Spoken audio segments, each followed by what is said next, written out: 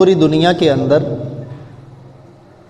زندگی گزارنے کا بہترین اگر ضابطہ کسی کے پاس ہے وہ دنیا میں صرف مسلمانوں کے پاس ہے۔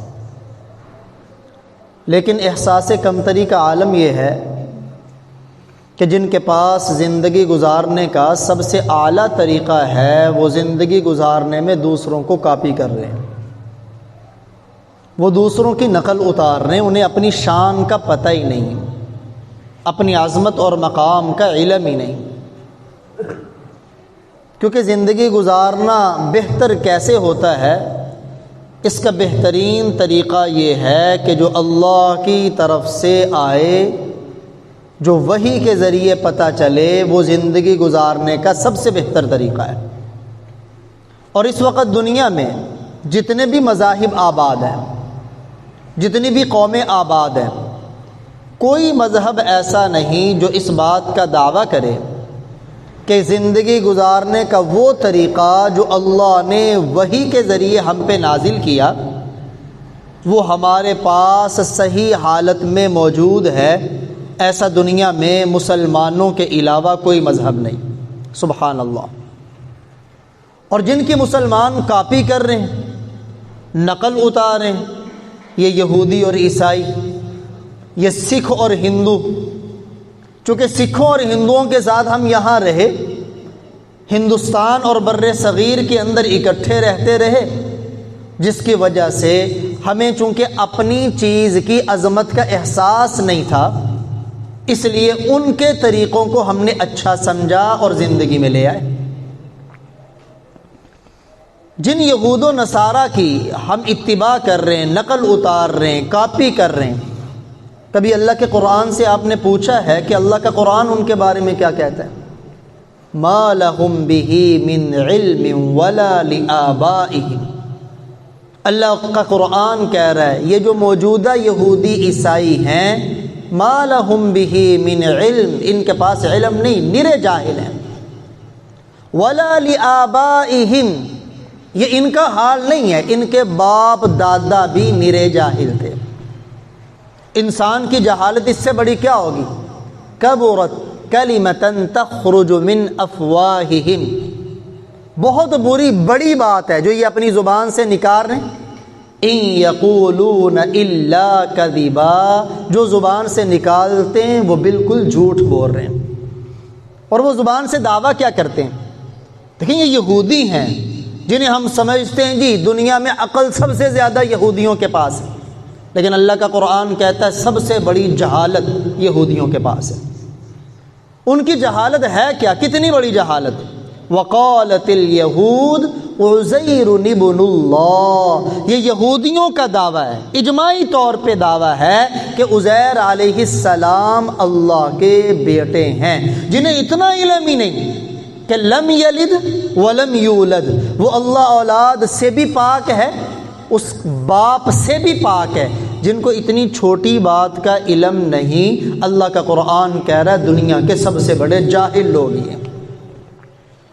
اور عیسائیوں کی جہالت بھی وہی ہے، چاند پہ پہنچ جانا کوئی علم نہیں ہے، ہوائی جہاز ہوا میں اڑا دینا کوئی علم کی بات نہیں، کسی گاڑی کو پہیوں پہ چلا دینا کوئی علم کی بات نہیں، موبائل ایجاد کر کے دنیا کے سارے ممالک کو ایک بستی کی شکل دے دینا یہ کوئی علم کی بات نہیں۔ علم یہ ہے کہ بندہ اپنے خدا کو پہچان جائے، خدا تک پہنچ جائے۔ اس لیے ہمارے معاشرے میں وہ جو ریڑھی پہ سبزی بیچتا ہے نا، وہ جو ریڑھی پہ پھل فروٹ بیچتا ہے، وہ جو مستری کے ساتھ مزدوری کے لیے اپنے سر کے اوپر وزن اٹھا کے لے کے جاتا ہے، وہ جو منڈی کے اندر غلے کی بوریاں اپنی پشت پہ لاد کے ڈیر پہ جا کے رکھتا ہے، میرے اور آپ کی نظر میں ہوگا کہ اس کے پاس علم نہیں ہے، وہ جاہل ہے۔ لیکن میں بہت بڑا دعویٰ کر رہا ہوں، اور یہ دعویٰ اس کی پشت پہ اللہ کا قرآن ہے، اس کی پشت پہ اللہ کے نبی کا فرمان ہے۔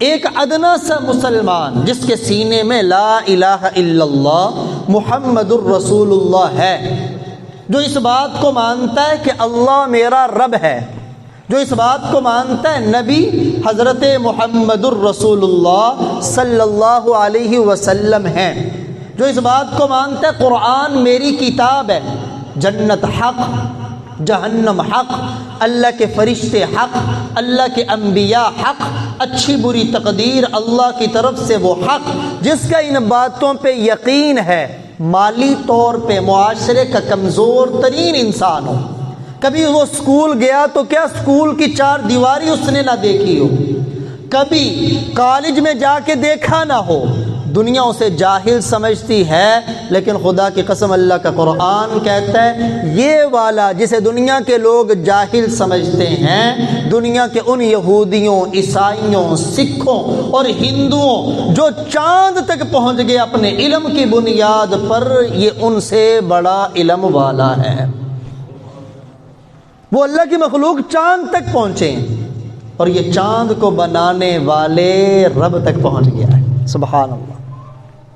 جو چاند تک پہنچے، چاند بھی اللہ کی ایک مخلوق ہے، اور جو چاند کے رب تک پہنچ جائے، اللہ اکبر، یہ مؤذن کی صدا ہوتی ہر نماز کے وقت۔ ابتدا میں 4 مرتبہ کہتا ہے، آخر میں پھر 2 مرتبہ کہتا ہے، اور دنیا والوں کو پیغام دیتا ہے۔ ہو سکتا ہے تم نے اپنا بڑا دکان کو سمجھتا ہو، تم نے اپنا بڑا ذمہ دارے کو سمجھا ہو، تم نے اپنے بڑا ملازمت، عہدے اور منصب کو سمجھا ہو، تم نے اپنا بڑا بادشاہ، وزیر اعظم، رئیس اور امیر کو سمجھا ہو، تم نے اپنا بڑا امریکہ کو سمجھا ہو، یہ مؤذن صدا دیتا ہے، آؤ کھلا چیلنج ہے میرا، رب کے گھر میں کھڑا ہو کے چیلنج کر رہا ہوں، اپنی زبان کے اپنے الفاظ نہیں، زبان میری ناقص ہے، یہ الفاظ وہ ہیں جو رب نے اتارے، محمد مصطفیٰ پہ اتارے، اور چیلنج پوری دنیا کے لوگوں کو ہے کہ رب سے بڑی ذات کائنات میں کوئی نہیں۔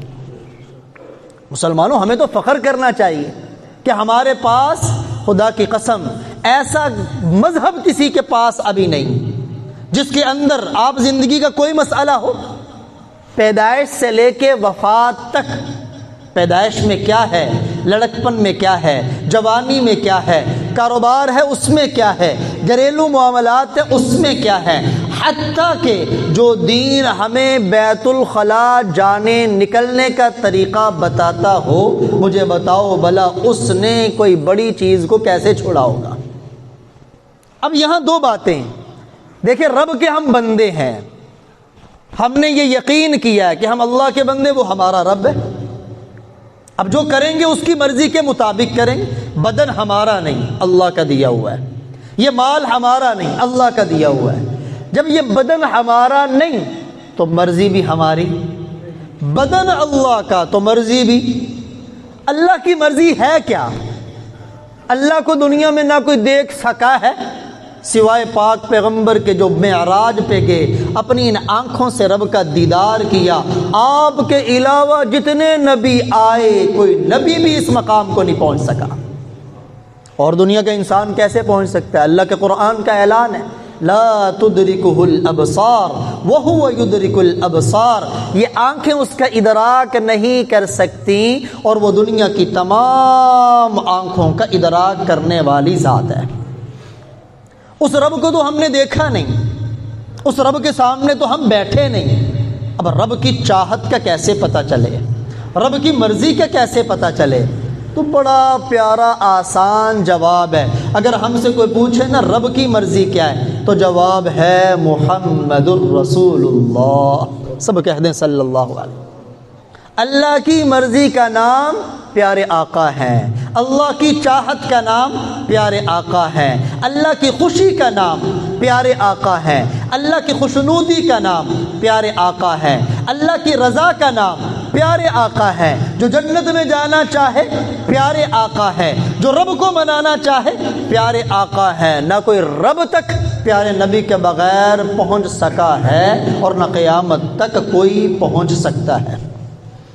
اب اللہ کے نبی کے در پہ آگے رب تک پہنچنے کے لیے نبی کے در پہ آنے کی ضرورت ہے، اسی لیے اللہ کے قرآن سے پوچھا جائے، یا اللہ ہمیں آپ سے محبت ہے، آپ کو راضی کرنا چاہتے ہیں، یہ اللہ کے قرآن کا فتویٰ ہے، قل، اے پیارے نبی، یہ میرے دیوانے یہ میرے بندے میرے سامنے اپنی پیشانی کو جھکانے والے، میرے نام پہ اپنا مال لٹانے والے، میرے نام پہ اپنی جانوں کو نچھاور کرنے والے، میرے نام پہ سب کچھ قربان کرنے والے، یہ مجھ تک پہنچنا چاہتے ہیں، یہ میری محبت میں کامیاب ہونا چاہتے ہیں۔ میرے ان بندوں کو بتاؤ کہیں یوں ہی سرگرداں نہ رہیں۔ قل ان کنتم تحبون اللہ فاتبعونی، اس کو پانا ہے تو میرے نقش قدم پہ چلو، تمہیں تلاش نہیں کرنا پڑے گا۔ وہ رب کہتا ہے یحببکم اللہ، جس نے میرے نبی کو پایا میں اللہ خود اس سے محبت کرنے لگ جاؤں گا۔ کتنی عظیم ذات ہے اللہ کے پیارے نبی، خدا کی قسم ہم نے تو ان کی لاج رکھی ہی نہیں، ہم نے تو ان کو آج تک پہچانا نہیں۔ پوری مخلوق میں اللہ کے نبی سے بڑھ کر عظمت والا کوئی نہیں۔ جب یہ بات آپ کو سمجھ آ گئی، اللہ کے نبی سے بڑھ کر عقل مند، سب بول رہے ہیں جس کا ایمان ہے، اللہ کے نبی سے بڑھ کر عقل مند، اللہ کے نبی سے بڑھ کر کوئی عظمت والا۔ اب جب عقل مند ان سے بڑا کوئی نہیں، شان والا ان سے بڑا کوئی نہیں، مقام والا ان سے بڑا کوئی نہیں، عظمت والا ان سے بڑا کوئی نہیں، تو میرے بھائیو جو طریقہ اللہ کے نبی دے کے جائیں گے، مجھے بتائیں اس طریقے سے زیادہ سمجھ والا طریقہ دنیا میں ہو سکتا ہے؟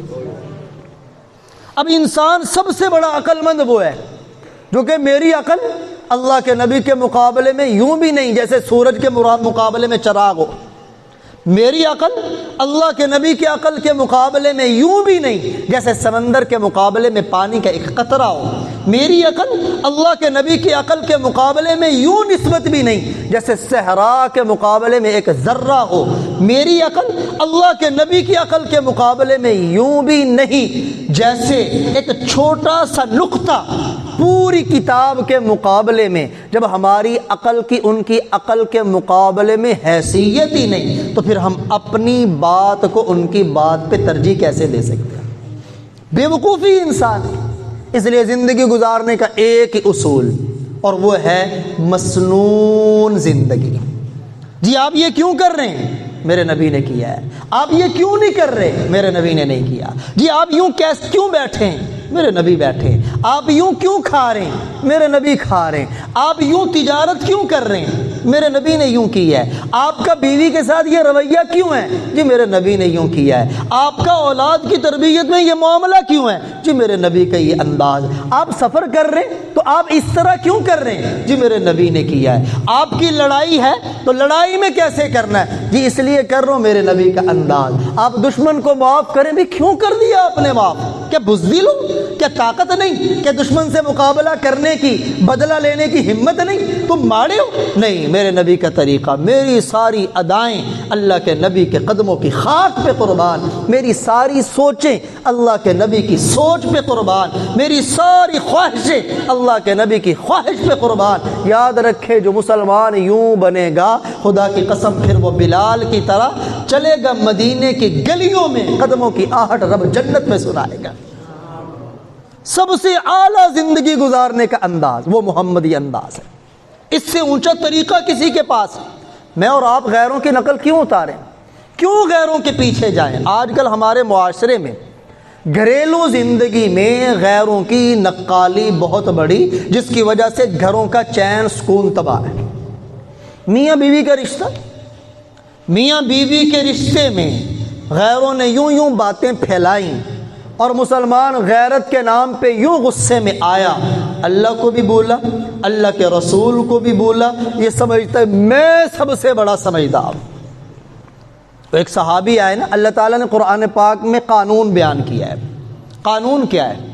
اگر تم نے کسی کے بارے میں یوں کہنا ہے کہ وہ زانی ہے، اس نے بے حیائی کی ہے، زنا کیا ہے، تو اللہ کا قرآن کہتا ہے اس وقت تک زبان نہ کھولو جب تک 4 آدمیوں نے بعین ہی ان کو اس حالت میں دیکھا نہ ہو۔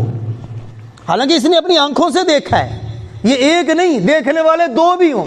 اللہ کا قرآن کہتا ہے تمہیں زبان کھولنے کی اجازت نہیں، 2 نہیں، دیکھنے والے 3 ہیں، تمہیں زبان کھولنے کی اجازت نہیں، وگرنہ ہوگا کیا؟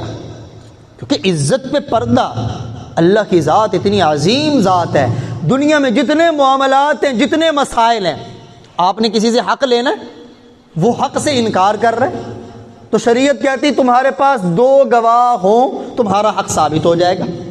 کسی نے آپ کی چوری کی، آپ کہتے ہیں یہ چور ہے، وہ انکار کر رہے، اس کی چوری ثابت کرنے کے لیے 2 گواہ کافی ہیں۔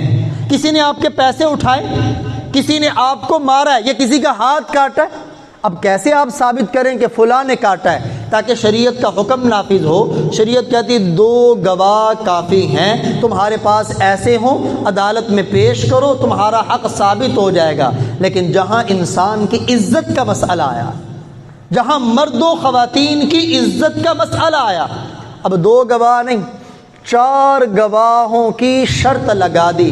دنیا والوں کو رب نے پیغام دے دیا، میرے بندوں کی عزت مجھے اتنی عزیز ہے کہ اس بے عزتی کو ثابت کرنے کے لیے بھی جب تک 4 مردوں نے اپنی آنکھوں سے اس کام کو ہوتے نہ دیکھا ہو، اگر 3 بھی دیکھیں حالانکہ سچے ہیں، حالانکہ سچ بول رہے ہیں، لیکن یہ قاضی کی عدالت میں جا کے کہیں جی فلاں نے فلاں سے بے حیائی کا ارتکاب کیا ہے، قاضی کہے گا 4 گواہ لاؤ، یہ کہ ہم تو 3 ہیں، تو قاضی کو حکم شریعت کا یہ ہے انہوں نے اس پہ تہمت لگائی، حالانکہ سچ بول رہے ہیں، وہ ہو سکتا ہے تہجد گزار بھی ہو سکتا ہے نمازی بھی ہو سکتا ہے قرآن کے قاری ہو سکتا ہے علماء ہو، لیکن اللہ کا قرآن کہتا نہیں 3 ہے، قاضی کو حکم ہے ان پر تہمت کی حد، ہر ایک کو 80 کوڑے مارے جائیں، کیونکہ اس نے مسلمان کی عزت پامال کرنے کی کوشش کی۔ اندازہ کریں کتنا حساس مسئلہ ہے عزت کا، اور آج کل عزت لمحوں میں چٹکیوں میں ہم دوسرے کی برباد کرتے ہیں۔ آج کل تو لوگوں کا مشغلہ یہ ہے، جہاں بیٹھتے ہیں شریکہ شریکے کی عزت کو پامال کرنے میں لگا، اور جس نے تھوڑی سی اونچ نیچ ہو گئی بس اب جو بھی مجلس لگی ہے اس کے ہاتھ میں قرآن نہیں آئے گا، احادیث نہیں آئیں گی، ذکر نہیں آئے گا، بس اس کی غیبتیں کر رہا ہے، چغل خوریاں کر رہا ہے، تہمتیں لگا رہا ہے، بہتان لگا رہا ہے، تاکہ جتنے لوگ آئیں وہ اس کے حامی بن جائیں، اس کے مخالف بن جائیں، اسے جھوٹ بولنا پڑے، بولتا ہے اگلے کی عزت کو پامال کرنے کے لیے۔ لیکن مسلمانوں یاد رکھو وَتُعِزُّ مَن تَشَاءُ وَتُذِلُّ مَن تَشَاءُ، عزتیں بھی اللہ کے پاس، ذلتیں بھی اللہ کے پاس، کوئی کسی کو عزت نہیں دے سکتا جسے اللہ نہ دینا چاہے۔ حدیث مبارکہ اللہ کے پاک پیغمبر سب کہہ دیں صلی اللہ علیہ وسلم، آپ نے ارشاد فرمایا ساری دنیا کے لوگ، میں صرف جھبراں کی بات نہیں کر رہا، اور اللہ کے نبی نے بھی صرف جھبراں والوں کی بات نہیں کی، فرمایا ساری دنیا کے لوگ ایک آدمی کو مل کر ذلیل کرنا چاہیں اور میرا اللہ اسے عزت دینا چاہے، ساری کائنات مل کر اسے ذلیل نہیں کر سکتی، اور ساری کائنات مل جائے۔ یہ سیاست کا بھی وقت آئے گا، ووٹوں کی ریل پہ دروازوں پہ جانا، گھٹنوں کو ہاتھ لگانا، پاؤں میں پڑنا، منت سماجت، آگے پیچھے نوکر چاکر آواز لگانے والے، لوگ عزتیں بڑھائیں گے، فلاں اچھا ہے، فلاں اچھا ہے، فلاں اچھا ہے۔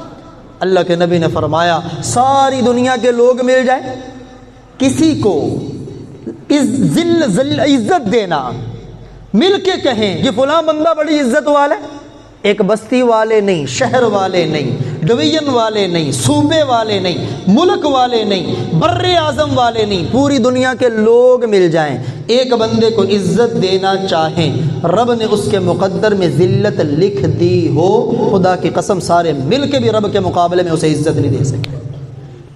کیوں پریشان ہوتے ہیں ہم؟ جو فلاں میرے مخالف ہو گیا، فلاں میرے خلاف باتیں کرتا ہے، تو یہ بھی شروع ہو جاتا ہے، اس نے غلط کیا تو تجھے کس نے اجازت دی تو بھی غلط کر، اس نے غیبت کی، الغیبت اشد من الزنا، تجھے کس نے اجازت دی کہ وہ جہنم کے کنویں میں جا رہا ہے تو بھی اس کے پیچھے لگ کے چھلانگ لگا رہا؟ تجھ میں اور بیڑوں میں کیا فرق ہے؟ ایک بیڑ نے چھلانگ لگائی، دوسری نے پیچھے لگا دی، جی اس نے گالی دی میں بھی بدلے میں گالی دوں گا۔ اس لیے میرے بھائیو اپنے دین کو سیکھیں، ہم اپنے نبی کو سمجھیں، ہم اس نبی نے تو احد کے میدان میں یہ دندان مبارک شہید کروائے میرے اور آپ کی خاطر، خود کی کڑیاں آپ کے چہرے انور میں، وہ چہرہ جسے پروردگار عالم کہیں والضحیٰ، جس چہرے کے رب قسم اٹھائے خود کی کڑیاں اس چہرے میں لگی ہیں، اور وہ نبی ان کا خون بہے دندانوں سے جن کے خون کے ایک قطرے کی قیمت خدا کی قسم اتنی کہ ترازو کے دوسرے پلڑے میں اللہ کی ساری مخلوق رکھ دی جائے، نبی کے خون کے ایک قطرے کی قیمت کا مقابلہ نہیں کر سکتے۔ کس کی خاطر؟ انہوں نے پتھر طائف میں کھائے امت کی خاطر، انہوں نے لوگوں نے انہیں شاعر کہا، برداشت کیا تو میرے اور آپ کی خاطر، لوگوں نے جادوگر کہا، برداشت کیا میرے اور آپ کی خاطر، ان کی بیٹیوں کو طلاق ملی ہے، میرے اور آپ کی خاطر برداشت کیا۔ وہ جو مکے میں فاتحانہ داخل ہوئے، صحابی نے کہہ دیا الیوم یوم الملحمہ، آج بتائیں گے جو تم نے ستایا تھا ستائیں گے، جو تم نے مارا تھا ماریں گے، جو تم نے شہید کیا تھا قتل کریں گے، جو کیا تھا آج ہم کریں گے۔ اللہ کے نبی کے کان میں پڑا، آپ کی زبان نبوت ہلی، نہیں الیوم یوم الملحمہ نہیں، الیوم یوم المرحمہ، آج بدلے کا دن نہیں، آج تو معاف کرنے کا دن۔ میرے بھائیو، اس نبی کے راستے پہ آنے کی ضرورت ہے۔ کامیابی چاہیے، زندگی کا سکون چاہیے، اچھی تجارت چاہیے، اچھے گھر والے چاہیے، اچھے بچے چاہیے، اچھا ماحول چاہیے۔ خدا کی قسم اس کا ایک ہی راستہ ہے، اور وہ وہی ہے جو میرے اور آپ کے پیغمبر نے ہمیں دے دیا۔ تو آج گھریلو زندگی جو پریشانی کا شکار ہے نا، وجہ کیا ہے؟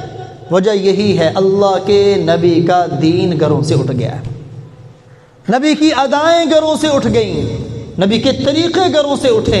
خاوند بیوی کے حقوق سے غافل ہے تو بیوی خاوند کے حقوق سے غافل ہے، والد بچوں کے حقوق سے غافل ہے تو بچے والد کے حقوق سے غافل ہے، رشتہ دار رشتہ داروں کے حقوق سے غافل ہیں تو یہ ان کے حقوق سے غافل ہے، پڑوسی کے حقوق سے غافل ہے، محلے والا محلے والے کے حقوق سے غافل ہے، چھوٹے بڑوں کے حقوق سے غافل، بڑے چھوٹوں کے حقوق سے غافل۔ اب مجھے بتائیں، جب تند نہیں پوری تنی خراب ہو، ایک فرد نہیں پورا گھر خراب ہو، ایک گھر نہیں پوری گلی خراب ہو، ایک گلی نہیں پورے محلے والے اس قدر دوسروں پہ ظلم ڈال رہے ہوں تو پھر چین سکون کہاں سے آئے گا؟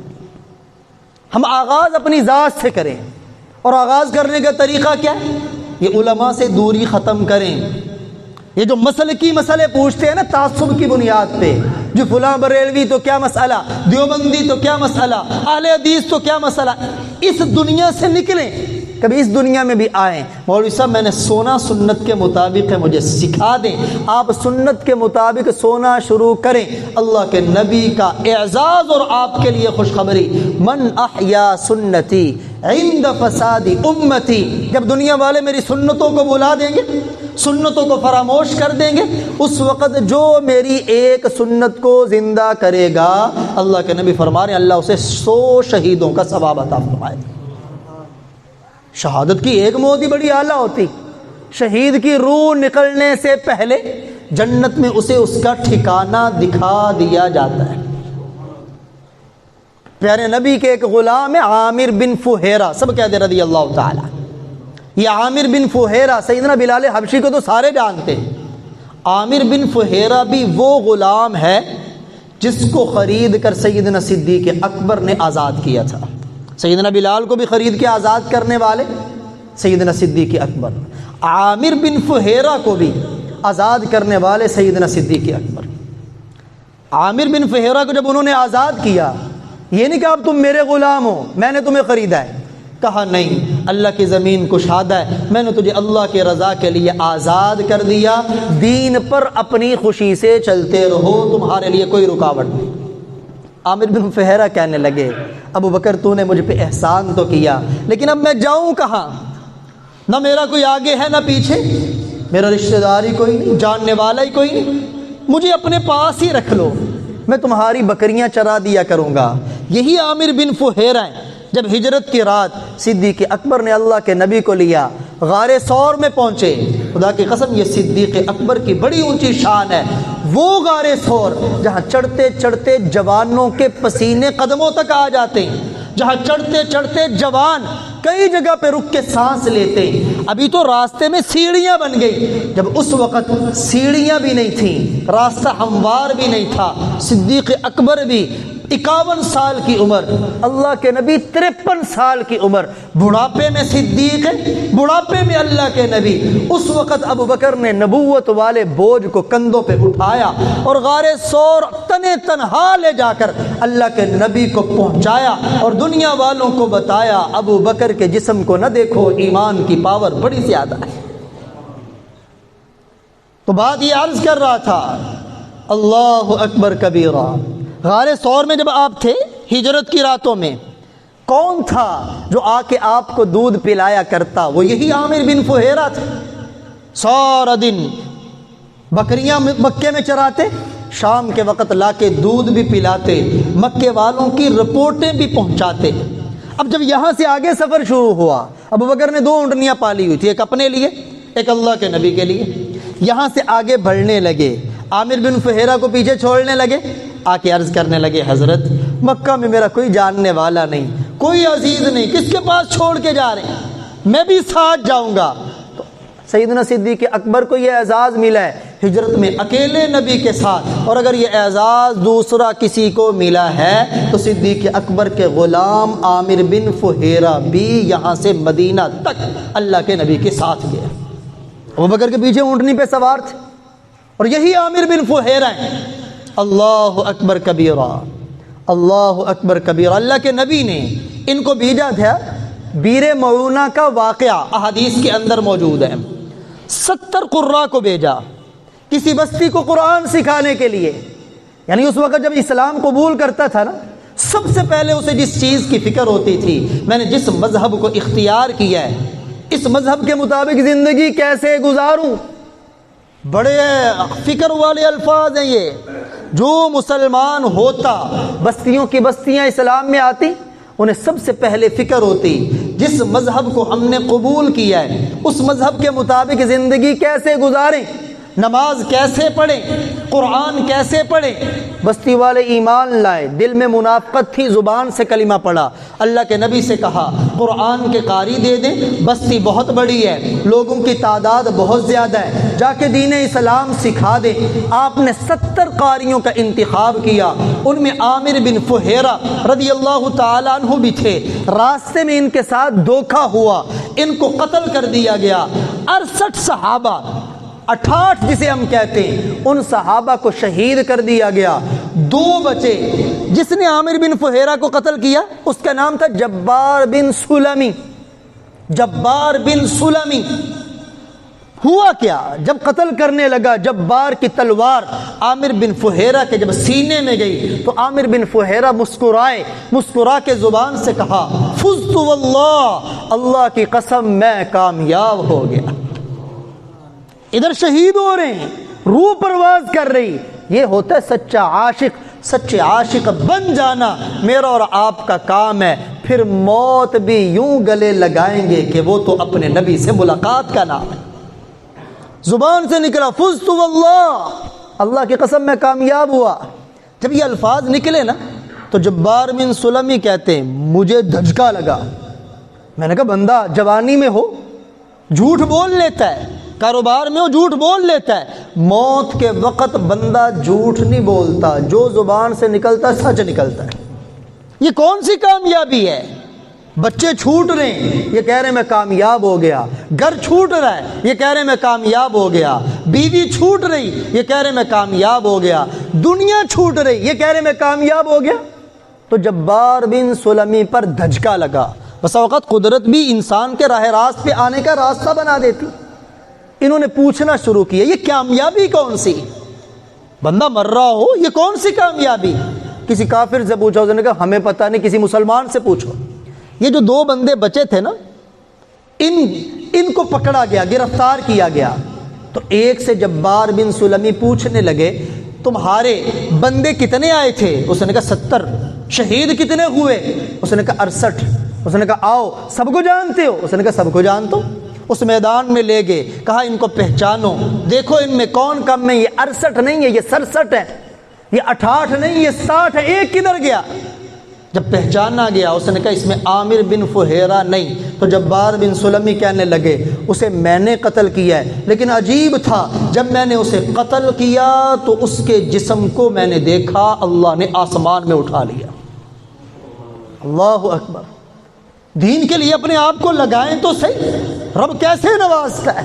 عامر بن فہیرہ جسے پوچھنے والا کوئی نہیں تھا، نبی کے ساتھ ہجرت کا شرف ملا، جسے پوچھنے والا کوئی نہیں تھا، قرآن کے قاری ہونے کا مقام ملا، جسے پوچھنے والا کوئی نہیں تھا، رب نے شہادت کی موت دی، جسے پوچھنے والا کوئی نہیں تھا، اعزاز اتنا دیا میت کو بھی رب نے آسمانوں میں اٹھا لیا۔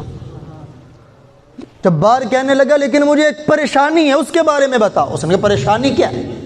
کہنے لگا پریشانی یہ، جب میں نے اس کے تلوار ماری تو اس کی زبان سے نکلا فزت واللہ، میں کامیاب ہو گیا اللہ کی قسم۔ یہ کامیابی کون سی؟ بھلا موت آئے بندہ کامیاب ہوتا ہے؟